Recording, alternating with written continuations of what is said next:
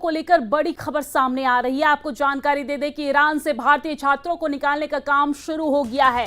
100 से अधिक छात्रों का पहला बैच निकाला जाएगा और छात्रों का पहला बैच आर्मेनिया की सीमा तक पहुंचेगा। आर्मेनिया से फ्लाइट के जरिए भारत लौटेंगे छात्र। तो ये बड़ी जानकारी हम आप तक पहुंचा रहे हैं, जहां पर भारतीय छात्र जो ईरान में फंसे हुए हैं उन्हें वापस अपने देश लाने के लिए सरकार की कोशिश जारी है। और इसी बीच ये बड़ी खबर सामने आ रही है, जहां पर ईरान में फंसे भारतीय छात्रों को लेकर ये बड़ी खबर है कि ईरान से भारतीय छात्रों को निकालने का काम शुरू हो गया है। हालांकि आपको ये जानकारी दे दें कि अगर भारतीय लोगों की बात करें तो कुल 4000 से अधिक भारतीय इस वक्त ईरान में फंसे हुए हैं।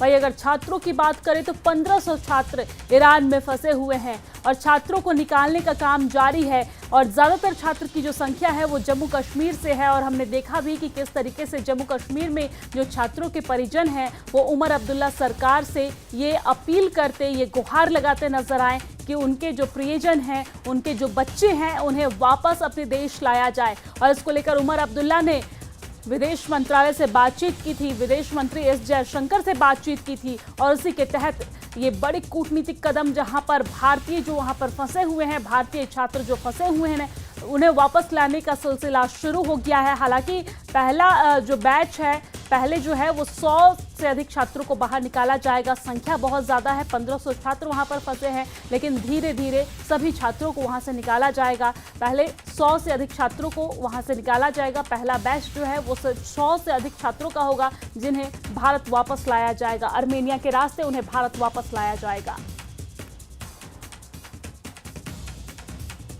बेशक घबराए भी हुए हैं और वहाँ पर आधों को रिलोकेट किया है दूसरी जगह, तो कुंभ की तरह।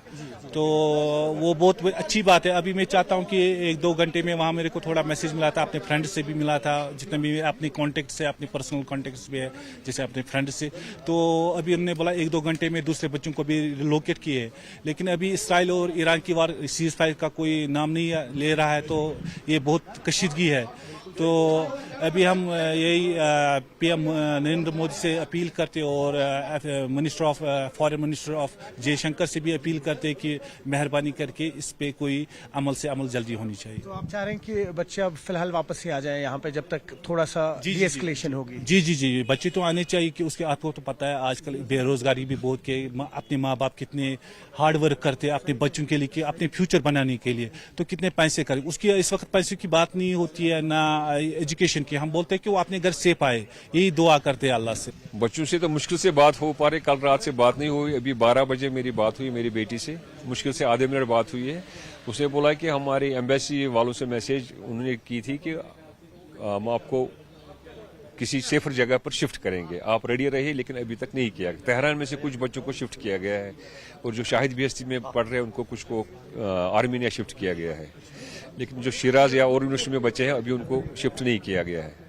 तो यहाँ पे कोई कम्युनिकेशन हुई हो आपकी गवर्नमेंट से या एलजी एडमिनिस्ट्रेशन से? हाँ, हमारी एडमिनिस्ट्रेशन से यहाँ हो गई कम्युनिकेशन डीसी ऑफिस में, डीसी श्रीनगर से। हमने वहाँ फॉर्म वगैरह, बच्चों के डिटेल्स वगैरह भर दिए, उनका पासपोर्ट नंबर, नाम, यूनिवर्सिटी कहाँ पढ़ रहे हैं, वो कॉन्टैक्ट नंबर क्या है। तो उन्होंने बोला है कि हम कोशिश कर रहे हैं कि इनको सेफर प्लेस पे शिफ्ट करवाएंगे।